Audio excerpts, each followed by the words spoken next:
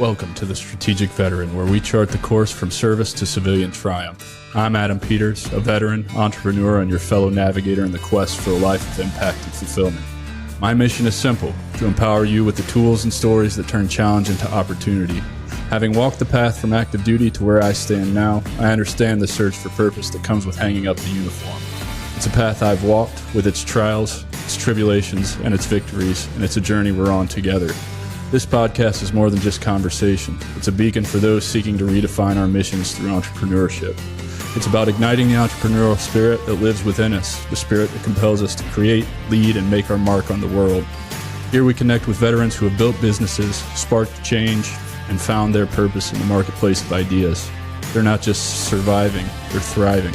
They've transformed their service into startups, their experiences into enterprises, and they're proof that you can too. So whether you're scribbling business plans on napkins or stepping into the arena of innovation, remember, you're not alone. You're in good company. So let's explore these stories of transformation and take the first steps together on our path to purpose. Let's begin.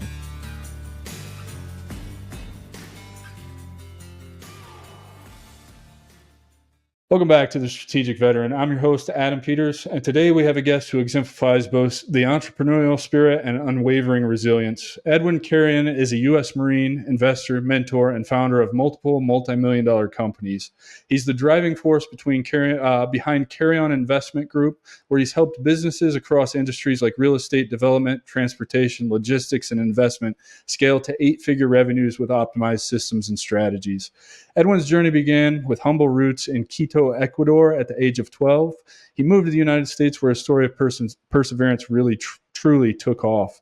Guided by his faith in God, his Marine Corps background, Edwin has spent over 20 years helping entrepreneurs break through the 6- and 7-figure barriers and build scalable, sellable businesses. His expertise in leadership, business systems, and practical investing has made him one of today's most sought-after business strategists. Beyond businesses, Edwin is a loyal husband, a proud father of 2 daughters, and an inspiring mentor passionate about helping others achieve financial freedom and living life to the fullest. Today, he joins us to share his journey, the principle that guide his business success, and how veterans can scale their entrepreneurial ventures to new heights. So join me in welcoming the embodiment of what it means to be a true strategic veteran, Mr. Edwin Carrion. Thanks for being here, brother. Hey, I appreciate it. Thank you for having me here today. And to everyone listening, good morning, good afternoon, good evening, whatever part of the world you're listening to, or whenever you're listening to this podcast. Thank you for being here. And to all the veterans out there, thank you for your service. I really appreciate it. Man, what a great intro, man. Dude, so you've had a pretty incredible journey. You started humble beginnings in Ecuador, eventually moved to the U.S. at age 12, which I feel like is a pretty weird time to move from Ecuador to the United States. So what was life like growing up for you? And then what ultimately led you to joining the Marine Corps after you came to the United States? Yes. So life was very good growing up. As a child, you pretty much don't know what's going on with life, don't know that you're poor, don't know that you don't have much, don't know that your mom is struggling to raise 2 single kids on her own. So pretty much all you want to do is just play and have fun, right? So that was pretty much my life. But because my mom worked very hard and she put me in private school since I was very little, we're very young, I used to see other friends and other kids that will go to school with me having more than me. So kind of like that drive, that fire in me of that I want to be at the same level, I want to be better than them, started like digging down deep into me since very young. At 12 years old, I was very fortunate enough that after my mom leaving us in Ecuador for like a couple of years to come to the United States, uh, find her path, was able to bring us to the United States. And growing up in the United States, one of the things that I always wanted to do, I always wanted to be in the military. I always looked up to, the uniform, the men in uniform, how nice it looks and how cool it was. And growing up in the United States, of course, you become a very big patriot and you want to fight for your country and do things for your country. And to me, that was one of the things that I wanted to do. And sure enough, I wanted to be Top Gun. I wanted to fly jets and do Yeah. those cool missions. And grew up watching Top Gun. But unfortunately, while I was growing up, I wasn't very good at school. I was a C, D average student. So I didn't think I was smart enough. And I applied to the Air Force Academy. The Air Force Academy said, no way. We need somebody smarter than you. We need somebody with good grades to come in and fly those jets. So my dreams kind of got shut down at that moment. And then I was hanging around with the wrong crowd and I got arrested. And I'm like, I need to change my life because I was the first person in my whole family tree to graduate from high school. And of course, I Hmm. felt really bad because everyone looked up to me. So what did I have to do? I'm like, okay, I need to change my life. So I'm going to join the military. And of course, and excuse me, because I know you're an army guy. Hey, I had it's to all join in the best fun. of the best. So of course, I went into the Marine Corps. Yeah, yeah. Did you look at any other branches besides? Well, obviously the Air Force Academy, but they told you no. Yes. I tried to No. go to the Air Force and the Navy to fly like you did, and they told me go get fucked because I wear glasses. So Yes. that I So was doomed from the no, beginning. I didn't look at other branches. I think the Marines were on top of my list because I knew they were the badass. So I just went for that one, and I knew they did everything. So in my head, I'm like, okay, you know what? They also have the air part, so I might end up doing flying over there with them. Oh, so you did end up flying in the military then? No, I did not. I did No, not. you didn't. What? So No. what was your job when you joined the Marine Corps? I went in an open contract. So for those of you listening, you know what open contract means, right? That's dangerous, Uh, brother. Very dangerous, very dangerous. And to me, I actually got an MOS that I never thought in my life that I will get, and it was a truck driver. So never in my Okay. wildest dreams would I thought that I would be a truck driver, right? And just to get ahead of this, and to everyone listening, is that sometimes there are things in our lives that we don't want, but God has a huge plan for our lives. So we kind of have to follow God's plan. So at that moment, and the reason I'm sharing this right now is because even though I didn't want to be a truck driver and I complained while I was in the military about being a truck driver, 20 years later, I ended up buying a transportation company that made me millions of dollars. So, something that I didn't want to do, God was putting me on a path because I was gonna need whatever I learned at that time for something bigger in the future. There's a lesson in everything, brother. And I'm so glad that you're pointing this out so early in our conversation because if you just know where to look for it, man, you can use that to your advantage later in life. And it's cool to hear that that's how you did that, man. So, as a truck driver, any deployments? When did you actually join? I joined in 1998, and my first duty station, I was like, I'm gonna live in the United States my whole life. Might as well be overseas. So I went to Okinawa, Japan. That was my first duty station. I was there for a year, and I got to go on the 31st MEU to Korea. So I had a great time there. And then when I came back, I started working on the S3. So I only did motor transport for a couple of months, for like about 4 or 5 months. Once I came back, I was working on the S3 office as a logistic coordinator. Imagine more learning for what I was going to do in the future. As a Yep. logistic coordinator, coordinating everything in the whole island of Okinawa. And from there, I did a very good job and I got recommended to start doing embassy duty. So right after leaving Japan, I went to Quantico, Virginia. I trained to become a Marine security guard. I graduated like on top of my class, so I got recommended to go to a top tier threat post, and that was Moscow, Russia. So I did Moscow for a year, and then I went to Chile. I got to pick Chile, and while I was in Moscow, I got to go to Europe and do a couple of training events, fan firing and everything else in other countries. The same thing when I was in Chile. So I had a great military career. My 4.5 years was amazing. I traveled the world. I lived in the embassies. I got to work with the FBI, DEA, CIA, Department of State, you name it. So just by opening my mind to all those amazing things, I realized that the military wasn't part of my life anymore right after that. And that's one of the main reasons I left the military right after that. Dude, you're not the only person I've had on here that was a Marine that got to do embassy duty, and they all talk so highly of embassy duty and how cool it was in their career and how much opportunity came with that. So, what kind of things did you learn that would later on help you doing the embassy duty stuff? I mean, I'm sure working with DEI or DIA and FBI, CIA. I'm sure you worked with all those guys. I'm sure that taught you some important lessons, but I'm sure there was some other lessons that you learned on embassy duty that really did help you in the future. Anything come to mind?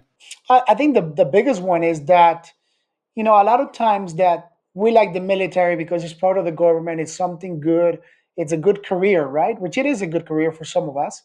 And we realize that if we want to be on the government side, it's better to instead of to be on the federal side because once you become on the federal side, you have all these extra opportunities with less of the red tape that comes in the military. So meaning that you have more opportunities of advancement, more opportunities of learning more things, more of opportunities of traveling the world to a lot of different places. And for example, a lot of people that work in the embassies, whenever you go to a different country, you're surrounded like by the top of the creme of the people that you're surrounded with. So you're getting to meet high influential people. So when you leave that and you build those relationships, you have very good relationships to do other things in life. Oh man, I'm so glad you touched on that, because it's one of the things I've identified just from talking to other entrepreneurs on this show. Is one of the most important things that we get wrong in the transition is the networking piece and learning how to leverage your network. So, you're already touching on that, and you saw that pretty early on, which I think is awesome. And you also said something. You said you knew at the end of your 4.5 years, it was time. It was time to get out. The military wasn't something that was going to be permanent for you.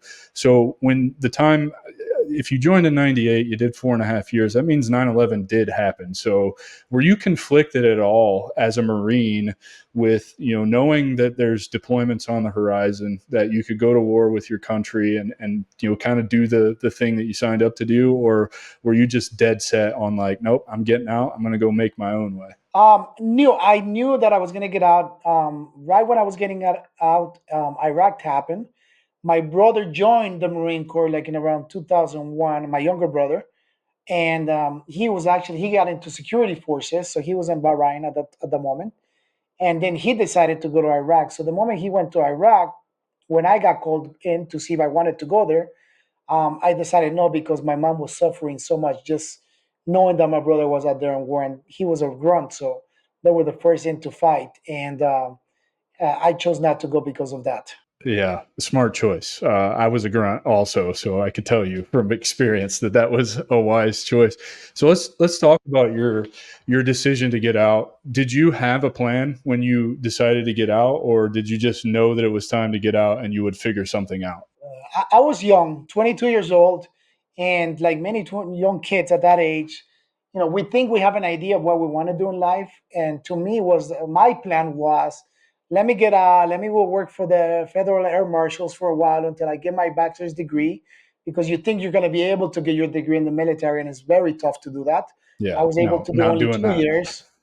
So when I left, my goal was, okay. Let me go work for the FAA for a while. Let me get my bachelor's degree. After I get my bachelor's degree, let me go back into and work for the DEA or the CIA, because I met this cool guys that were doing some cool things. I'm like, I want to do those cool things. Like, I want to go like undercover into the guerrilla and all these things, and kick butt like in the movies. But sure enough, just before getting out, my mom goes, I'm telling my mom what I wanted to do, and she's like, "Well, why don't you just become a developer?" And I'm like, in my mind, I had no idea what a developer was. Like, what's a developer? And between that as well, what I wanted to do is I wanted to do technology, because I met some people that used to work in the embassies. Because once you get the top secret clearance, they travel the world. They go to the embassies. They work on the servers. So I'm like, oh, mate, that's a cool job. Like, I would love to do that as well. So those two things were in my mind. My mom goes, become a developer. I'm like, what's a developer? She's like, you buy land, you build houses, you sell them. Huh? Like, to me, I'm like, oh, that's simple. I love this. Buy a land, build a house, and sell it. My God, like, that's easy. And he's like, and you make good money. I'm like, how do you know? So she's like, oh, because I have a client. My mom does insurance, commercial insurance. So she's like, I have a client as a developer. He just bought this piece of land for 50,000, built a house on it, cost him 100,000, and sold it for 300,000. He just made 150K in 6 months. I'm like, no way. So left the Marine Corps with a lot of debt, raised $100,000 worth of money to start the first venture, and I became a developer, like leaving the Marine Corps. And in 2006, I already had like close to $20 million in assets in real estate. That's amazing, man. And you just said something that I think will resonate with any veteran listening to this. Is you got out of the Marine Corps with a lot of debt, and then you raised $100,000. So one of the most common questions I get from transitioning veterans who are interested in entrepreneurship, besides the fact that they didn't know that entrepreneurship is an avenue that they can take to live their lives, they're stuck in the get a corporate 9 to 5 with a college degree and hate your life for the next 40 years and whatnot. So they don't know where to start or how to take that action. So you recognize through your mom telling you, be a developer, buy some land, put a building on it, sell it, make 100% profit, right? Double your money, and then just flip that back into the next project and kind of keep doing the same thing. How did you approach initially raising that first $100,000? Because there's a lot of us out here who don't know how to go about that. Right. And I think it's about your network, right? So to me, at the beginning, I had a big help, because it was my mother. She's the one that really believed in me, really trust me. I was able to tell her, hey, I'm going to pay you back no matter what. And what did she do? She didn't have the money, but she went and she put her house and put a line of equity of credit from her house. And she invested in me. And of course, I pay her back. But, maybe a lot of people that are listening might say, oh, he had his mom to help him out. But now let's hold that there for a second on the judgment, because let's talk about what happened in 2007 when I went bankrupt. So 2007, I went bankrupt. I lost everything. I went to zero again. And this time, my mom couldn't help me out. So what did I have to do? I had a good friend of mine that after a while of feeling sorry for myself that I lost so much money and I made millions and I lost everything, I had to get up and adapt and overcome and realize that if I did it once, I could do it again. And then sure enough, going into this personal development program. And that's one of the things that I learned a lot, that you have to have mentoring, in order for you to continue growing, to continue changing your mindset, to continue improving, you have to have the good mentors. So I went to this event, this weekend event, 3-day event, and it completely shifted my mindset. I got a good mentor in there at that moment. I got a couple of friends that I met that were teaching me how to change my mindset, how to become more resilient and everything else. So when I came back, I had a new perspective in life. I'm like, oh, I'm going to make it again. And sure enough, a couple of weeks later, a good friend of mine from the Marine Corps calls me. He's like, Edwin, I got a great business opportunity. And I'm like, okay, what is that? He's like, let's go into the gold business. I'm like, okay, how much money do we need? He's like, we need $300,000. I'm like, don't worry. And within a month, I went out and I raised $300,000.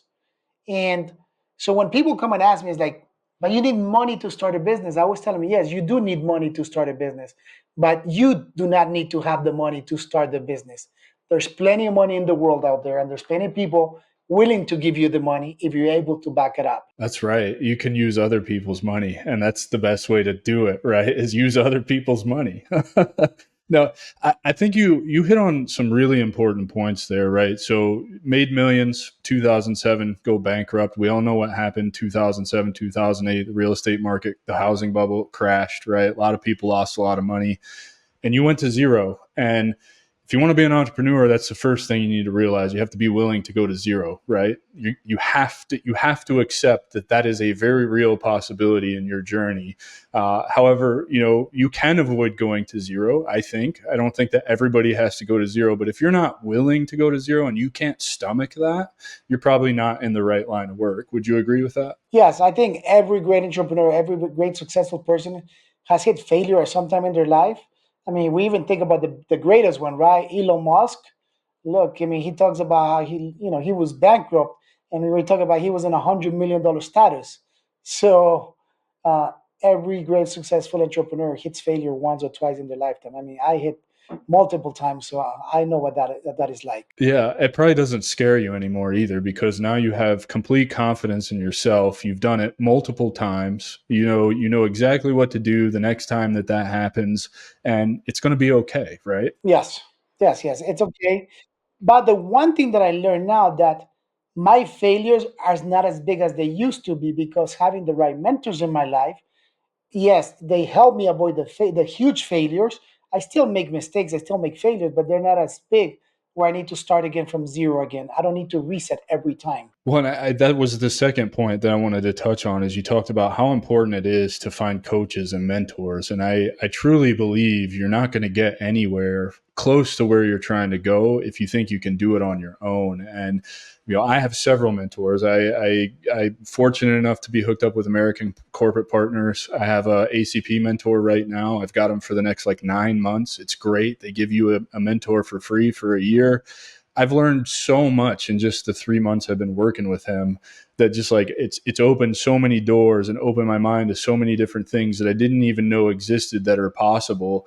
And I love that you talk about that, because nobody got to where they are on their own. They didn't do it by themselves. Somebody, I don't care if it's Elon Musk or, Donald Trump, the infamous businessman, or any number, Edward Carrion, right? Edwin Carrion right here. Like, he's telling you he's built multi-million-dollar businesses, and he's done it with the help of mentors. Like, it's so important. Yes, and that's one of the main reasons that at the beginning when I was younger, I used to use the word that self-made.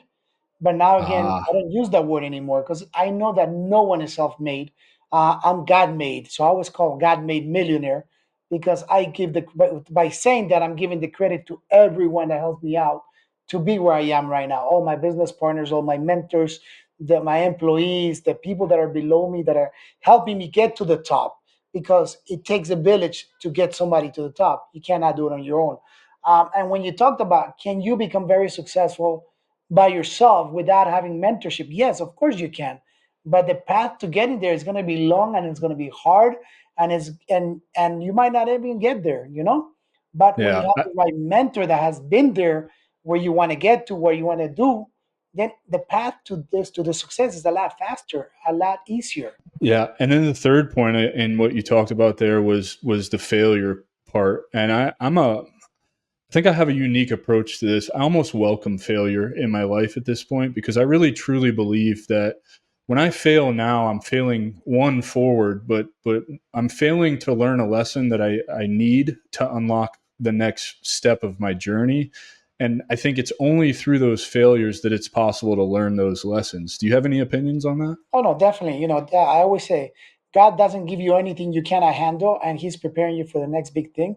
So, in order for you to be ready for the next challenge, in order to be ready for the next victory, those failures have to be there because those are going to be the where your skin grows deeper. So you're not afraid of a no. You're not afraid of I fail. You're not afraid of looking at your bank account at zero, maybe negative.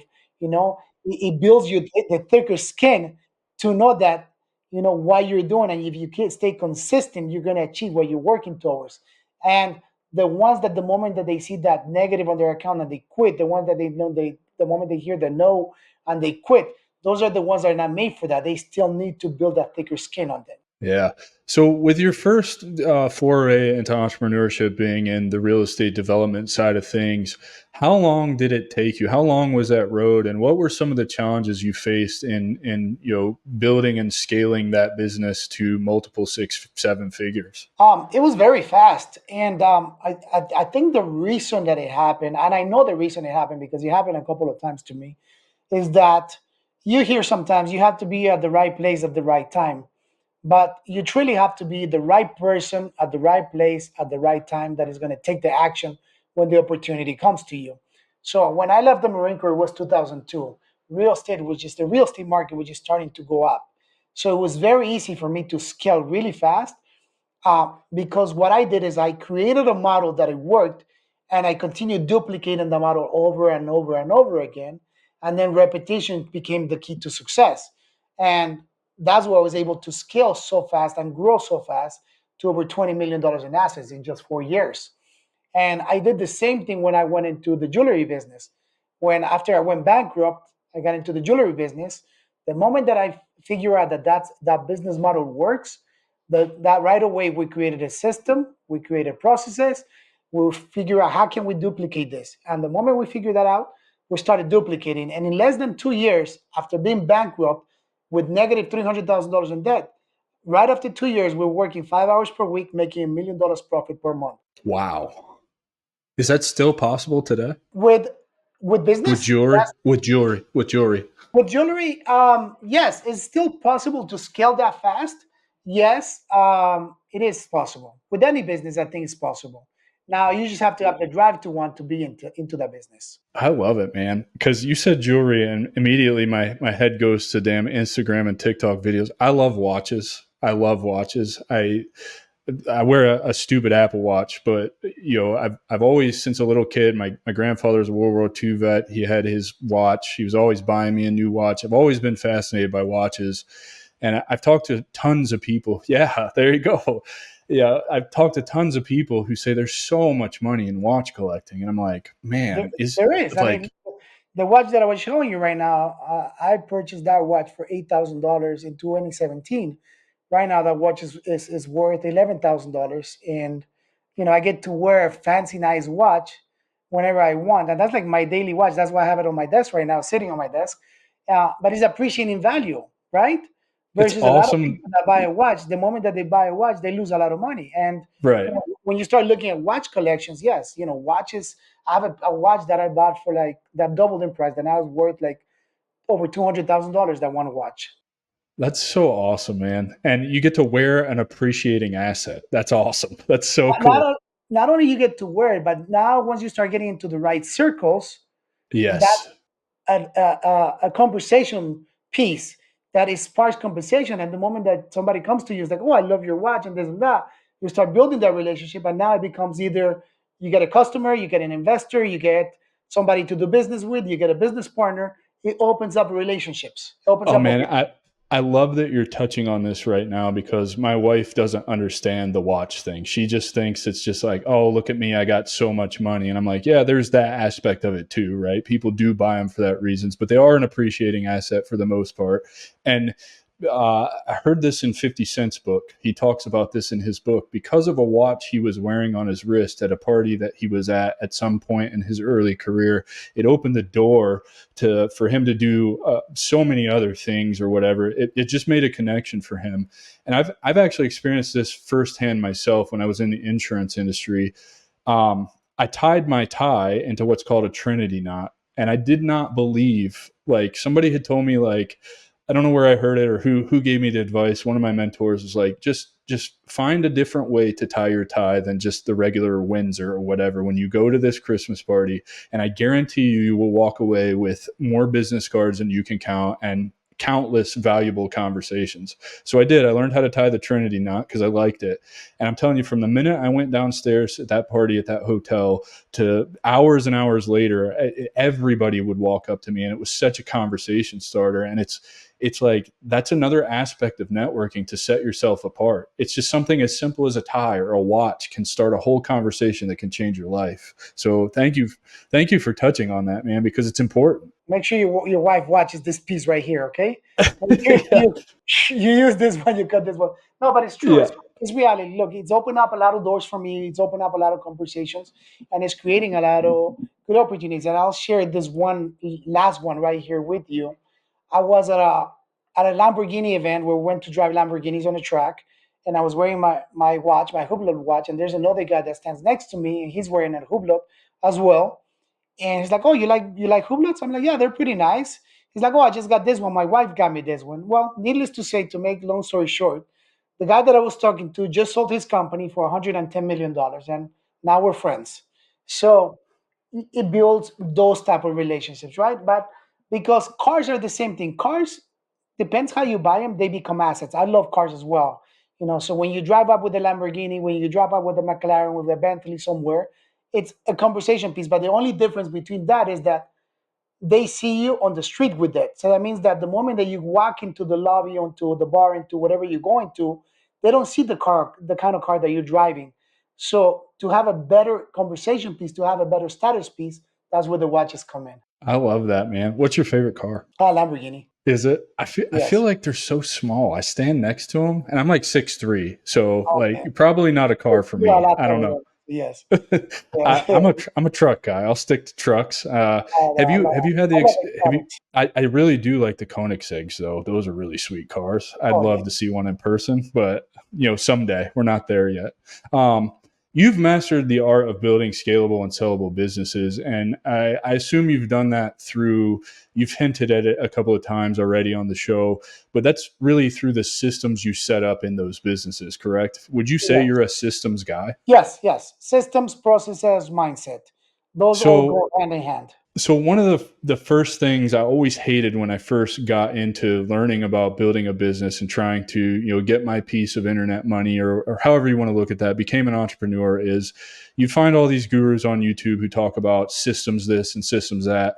And I really just wanted to know, what the fuck is a system? Nobody ever tells you what a system is. They just tell you need to have the proper systems in place. It's not the case anymore. I know what a system is, but I'd like to hear your definition of a system and really what allowed you to figure out these systems and processes and how you became so successful with them. Okay, think of it as a checklist, right? System is a checklist.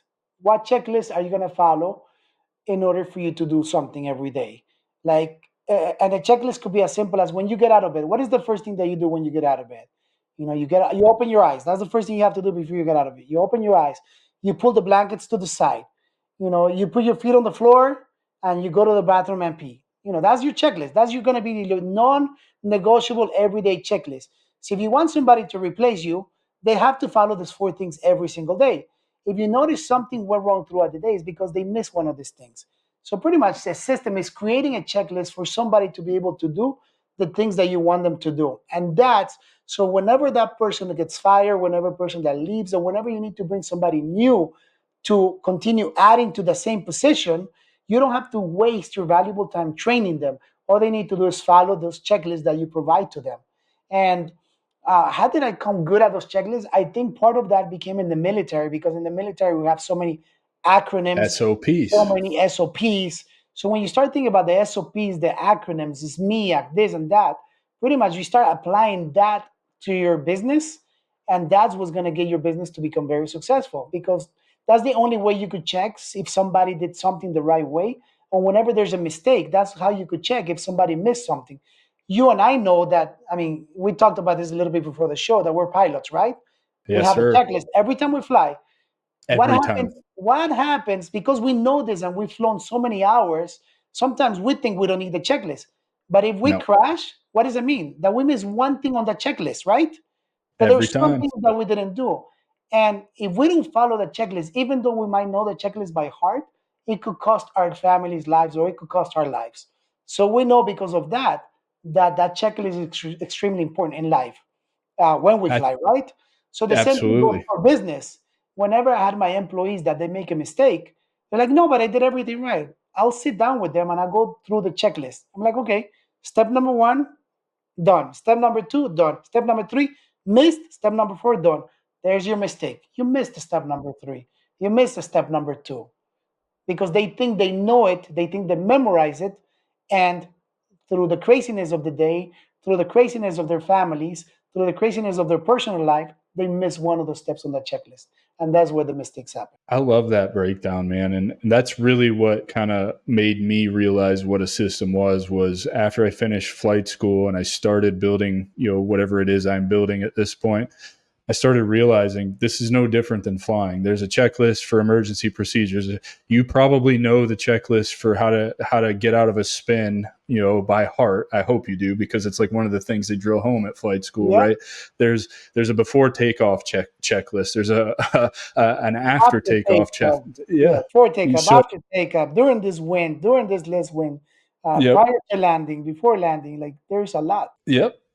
No, and that's great. So being that you've worked with so many different businesses and you are highly sought after as a mentor in the business space, and systems really seem to be your thing, have you noticed that there's some generic systems that every business should implement that maybe don't implement, that they can start implementing right now to help them be better? Yes, no, I do. And for all those listeners that are staying here until the end, uh, because I'm here on the Veteran Podcast, one of the things that I'm going to do is I'm going to give every single one of you this one thing that only my paid clients get, and it's called my Business Super Stack, and it's going to have all these things that I'm talking about to accelerate their success in business, right?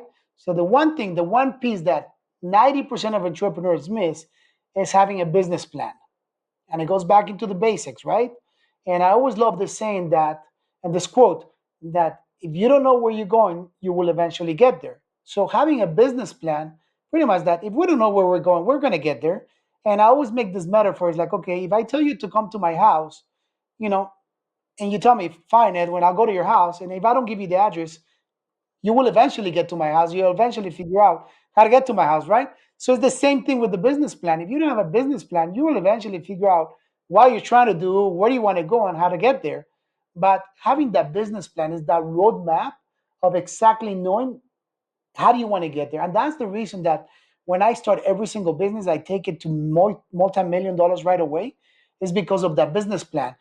I know in my head exactly what I want, how I'm going to get there, what do I need to do, and how the market is. Oh man, that's pretty powerful, because I started with no business plan, and then my ACP mentor sent me straight to IVMF and to do the Boots to Business reboot program, where they spend an entire day. It's like 10 hours long, running you through all the basics, but then they give you like a lean startup business plan template, and then they give you a traditional long form business plan template. Mine ended up being like 50 pages long, but it was so informative, filling that thing out and really taking a long, hard look at everything from, how are you going to generate revenue, to what customer acquisition costs are going to be, to, what your run rates and revenue are going to look like, and, what your first year profit margins are going to be, and any legal considerations you need to have. It was so informative,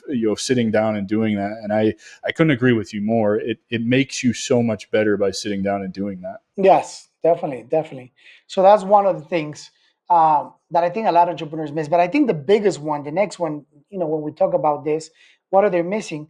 We're going to, they don't have the mindset. So a lot of them want to hit the $1 million. They want to hit the 8 figures, right? But they do not have the mindset, the millionaire mindset that I call it, to get there. And what do I mean by that? Like, if you want to get to $1 million, but you're afraid of spending $100,000, $200,000, that means that $100,000 scare you. How are you going to get to a million? Because if you're scared of $100,000, then you're not going to get to the $1 million. It has to come to a point in your life when I tell you this is $50,000, you're going to be like, oh, 50K, that's okay. Is $100,000? Oh, $100,000 is okay. It's $1 million? Oh, it's only $1 million, right? But if you're looking at it's 10 grand, that's a lot. You're not ready for that $1 million. That mindset has to be a millionaire mindset. This is such a good point, because I have a friend who taught me this. He's like, as you start to grow in your business, money starts to have less value. You start to look at, a lot of people look at $500 as a lot of money, right? Yes. And then you get this point where, oh, it's just $500. I can make that back in a month, right? Like, and then you kind of level up on your journey, right? Like, I'm not ready to sit here and spend $100,000. That's not realistic where I'm at in my business right now. But when the time comes for that $100,000 opportunity and I've got it, you best believe my mindset will be, okay, as long as I can, see the value in spending this 100,000 that's going to get me to that million, let's go. Like, it's not a lot of money. And I think that's the other thing that changes your mindset. As you start making money, you'll understand that $10,000 is not a lot of money. I hear often a lot of people want to get to that $10,000 a month mark. Well, if you really break that down, that's only 120 grand a year. That's not a lot of money. No, it's not. You And know? that's why when it goes back, it's a reminder. Look, to have an $11,000 watch is sitting on my desk, because it doesn't mean a lot anymore. It's just a watch, right? We're not putting together we're not idolizing the money, or we're not idolizing the value that it has to it. We're looking at what is it that we want to get out of life? What is it that we want to build? And to me, it's understanding that the bigger that we build something, the bigger that we build a business, the more lives that we're going to impact, the more people that we're going to take care of, the more families that we're going to be able to feed. It's about what is that impact going to have into our growth of the business. When we start looking at that instead of the monetary side, we're able to continue growing a lot faster. I totally agree with you. It's the mindset shift in looking at money as not a thing that you should acquire, but as a tool to move you further along wherever you're trying to go. And I love that, man.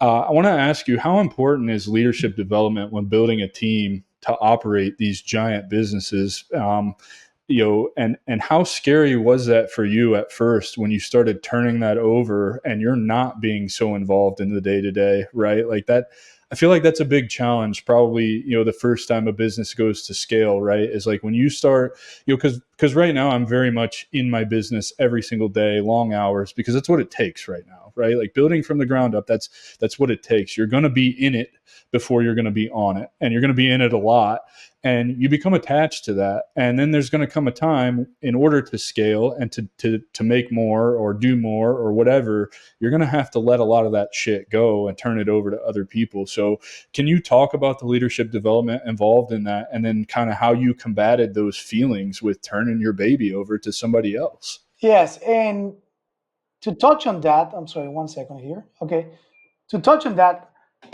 I call that the entrepreneur ego. And a Okay. lot of entrepreneurs have this ego that nobody could do anything better than I can, right? I'm the only one that could do this, and I'm the only one that could do that, because they're so afraid of letting go. But one of the things that I tell every single one that they need to understand is that the more help that you have, the more that you're able to focus your time into what you're really good at. And to me, it was never hard to delegate. To me, I think I have always been a great delegator because I like life to be easy for me. I like to be the visionary. At a young age, I think I was always like that, like delegating things to my little brother and to everybody, right? Even in the Marine Corps, like I remember this one fight, and I'll bring up this story with one of my good friends.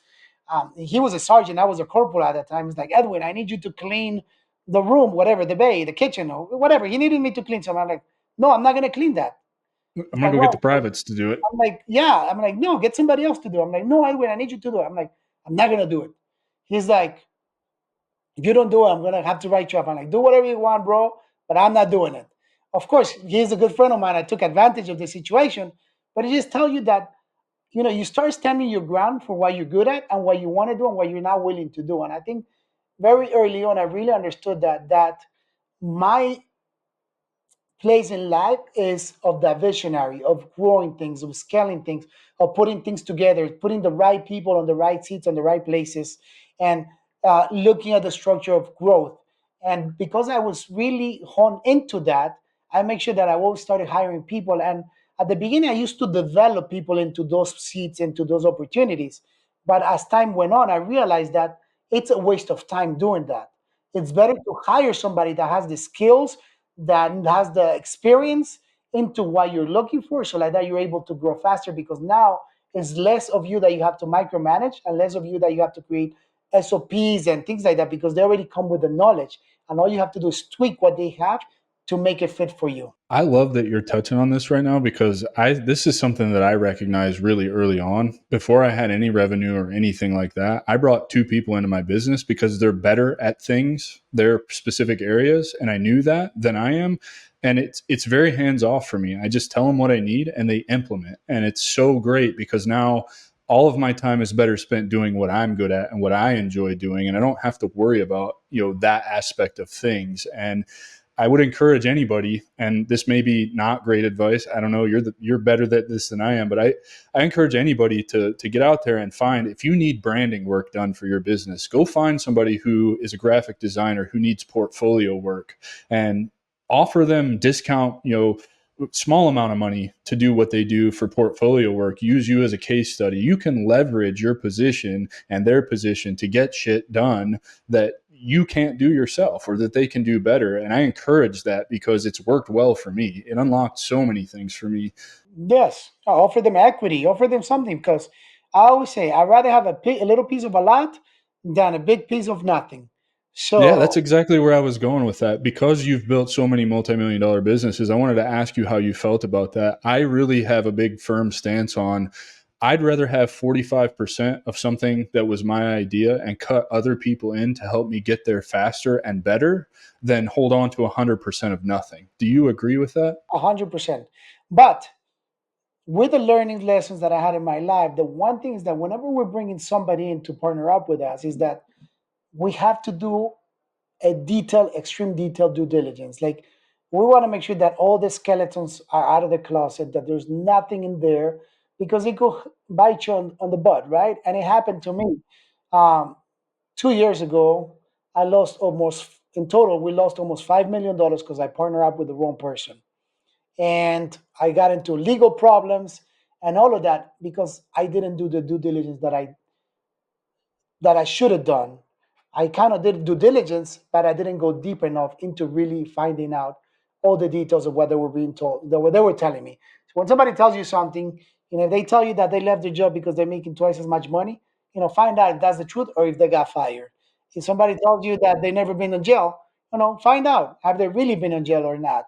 And I think it doesn't matter, if you're a criminal, if you've been in jail, if you've been this, if you lost money. That's part of who you are and who makes you. But if you hide that to get into business with somebody else, that's when the problems are starting to become. And the other thing is that whenever you partner up with somebody, make sure that they have your same beliefs and your same values, because that is one of the driving forces to continue growing. And I lost a lot of good partnerships because of those values as well, for not being on the same page. Like, I love working with my wife, and I had a business partners that they never wanted their wives in the business because they will do shady crap. And I'm not like that. So the values weren't aligned, so we had to part our ways. I'm so glad you just brought up your wife because one thing that stands out to me is you are a family man, and you've somehow figured out how to balance massive business success with family life. So how do you do that? How do you do that and avoid burning out and stretching yourself too thin? Yes, and it's I'm going to put that one with one word. You set boundaries, and that's the one word, boundaries. And it took me a while to learn that. It took a hard while. It took almost a divorce and fights with my wife because I'm a workaholic. I love to create business. I love to work, but at the same time, I'm a huge family guy. I love my family a lot. So you have to find a balance, and to have the balance you have to have those boundaries. So the boundaries for me is that 9 to 5, it's my time, it's Edwin's time. I get to do whatever the heck that I want to go get a haircut, I want to go meet up with a friend, I want to go drive my car, I want to drive my I want to fly my drone, I want to be on a podcast, I want to work. That's my free time. 9 to 5, Edwin is a free man. 5 p.m. comes around, it's family time, no more work.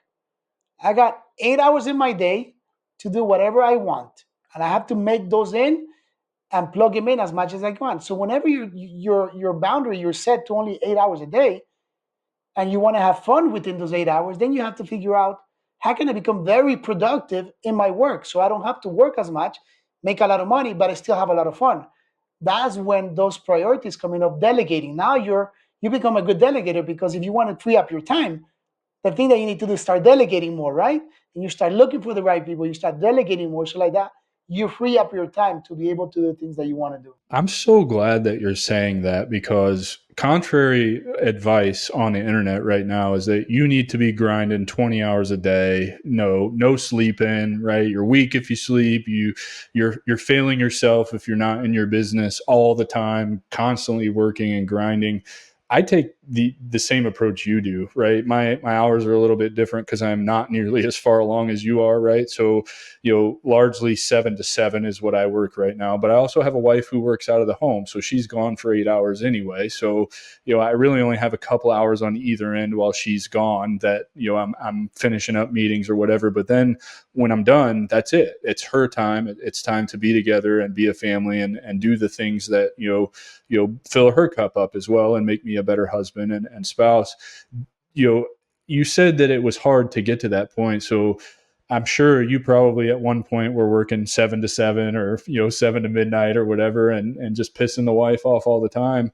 How did you make peace with those boundaries and kind of get over the guilt of not being kind of working all the time? Because I know that's probably a feeling you had. Um, what happened was that I built bad habits at the beginning. From 2002, when I left the Marine Corps into real estate development, I was able to grow this company so fast and so big because I was working 14, 16, 17-hour days, right?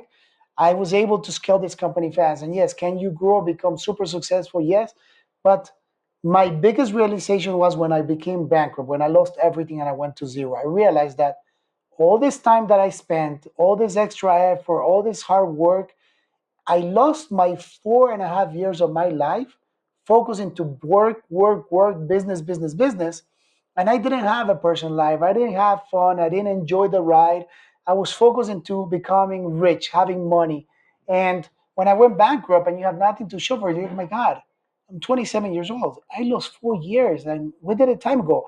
I didn't travel the world. I didn't do anything. I didn't do all these things that I wanted to do. So at that moment, that's when I realized, you know what? I want to have a good life. I want to have a better life. And when my second business started, I was working 5 hours a week, like I mentioned before, making $1 million profit a month. I was enjoying life, but I went the other extreme, not working and just enjoying. So when I had my wife and my kids, I started working more and I started putting in more time. And it became a time that I'm like, I'm wasting all this time, but I'm losing time with my kids. I want to spend more time with my kids. I want to be a more present dad. And that's when I really had to set those boundaries where it wasn't only my wife and I, now it's wife, kids, and me. So now it's three. Now I have to really set those boundaries because we also have, when you have kids, you need your one-on-one time with your wife because if not, the kids leave the house and there's no relationship there anymore. So you have to really think for all those things. I love that answer, man. Thank you so much for that. You're known for mentoring other entrepreneurs, and I'm curious, what drives you to teach others, your secrets to success, and how do you feel about your role as a mentor to other, entrepreneurs? One of the things is and the reason I got into mentoring and teaching others because I always loved teaching people, and it started very early on.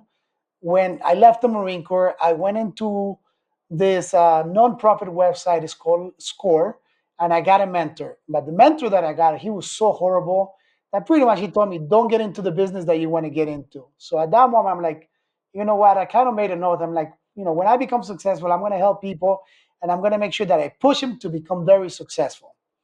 But later on with time, I made a promise. And when I was selling my first business, I told God, God, please help me sell it. I'm going to give my tithes, just like I did. And that was like the biggest check I ever wrote to a church. Like it was a six-figure check. So I'm like, in my head, I'm like, I never wrote this big check.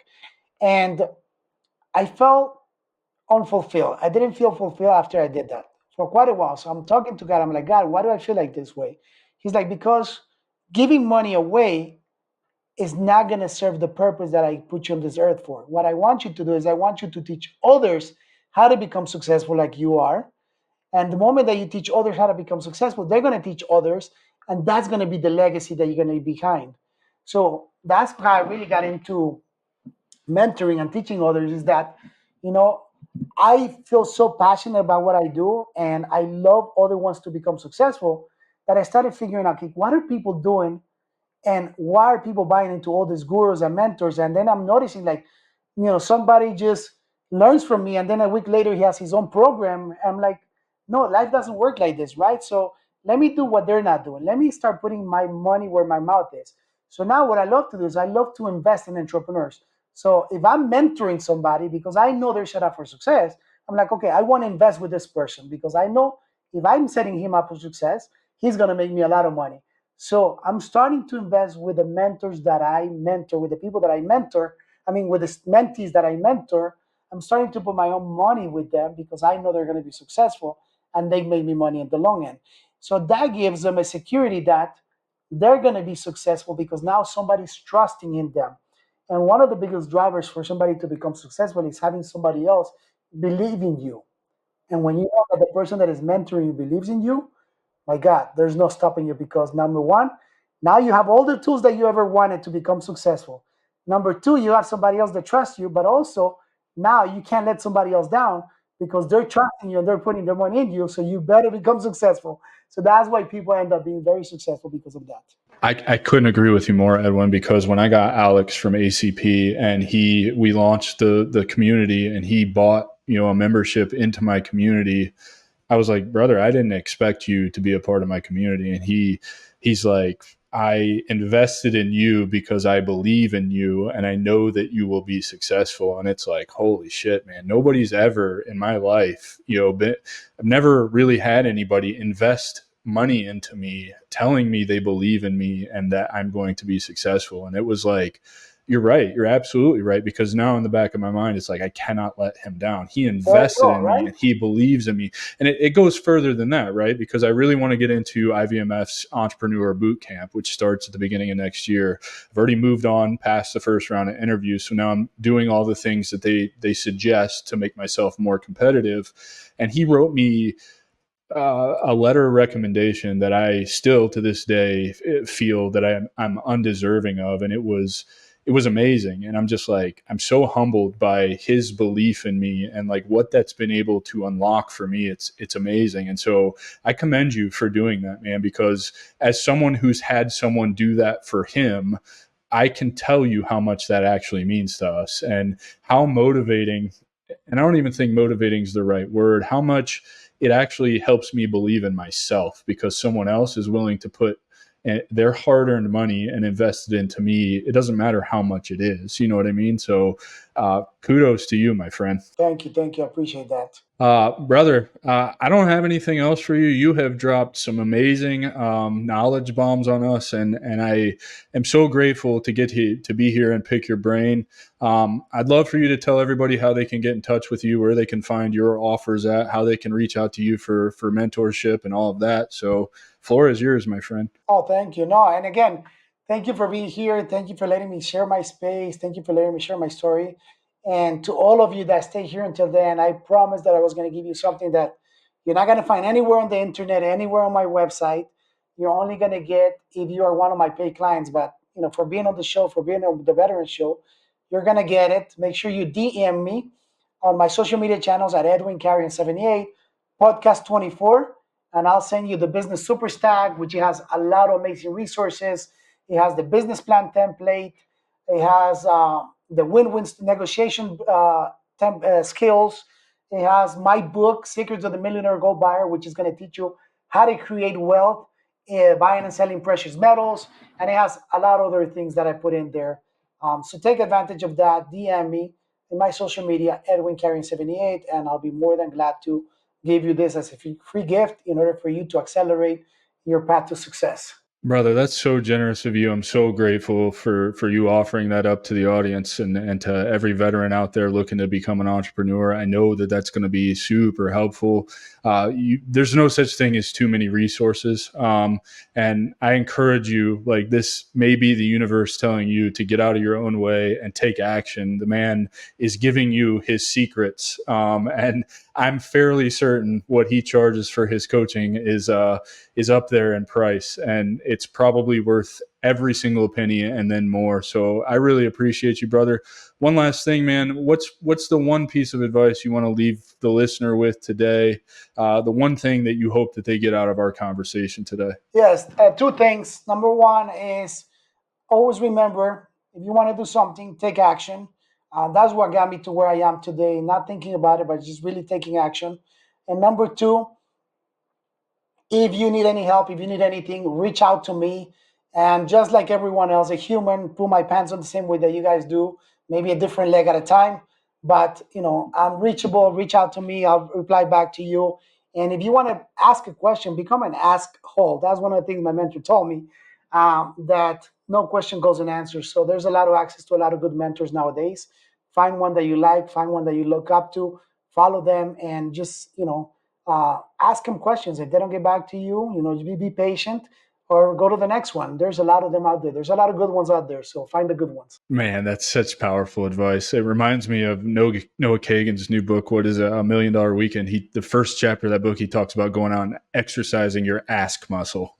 Yes. And you're right, man. You can't, the only thing you're going to get if you don't ask is a straight up no, right? And the worst thing that you can get when you do ask is a no. So it's really, it's a win-win for you. Edwin, I appreciate your time, brother. I know you're a busy man. Thank you so much for choosing to spend an hour of your free time with me today. I really am so grateful for this. And I know that the listener is going to get a lot of value out of this. So I really appreciate it. Ladies and gentlemen, I give you Mr. Edwin Carrion. Don't forget to like, subscribe, rate, review, download, all that good stuff. Help me get this in front of 1 million veterans before I turn 40 on May 9th, 2025. Lofty goal, but there's 19.6 million veterans in the United States. So I know that there's one community that can make this happen for us. Also, the Stronghold doors are open. So, come join us. Come, vent all of your frustrations to a community of people who have been where you have been, who are trying to go the same place that you're trying to go, and get actionable advice without all the bullshit on Facebook and getting destroyed. Until next week, take care, and we'll see you next week. That's our show, and I'm truly thankful you've joined us at The Strategic Veteran. If our conversation today sparked curiosity, or if you're ready to elevate your game, I'm here to help. Visit thestrategicveteran.com for exclusive show notes and resources, or to book a coaching session directly with me. Take a moment to subscribe to our podcast and share your review. Your support makes all the difference. For more insights and daily strategies, let's connect on LinkedIn and keep the conversation going. Remember, this isn't just a podcast, it's your strategic advantage in action. Until our next rendezvous, stay bold and continue the mission.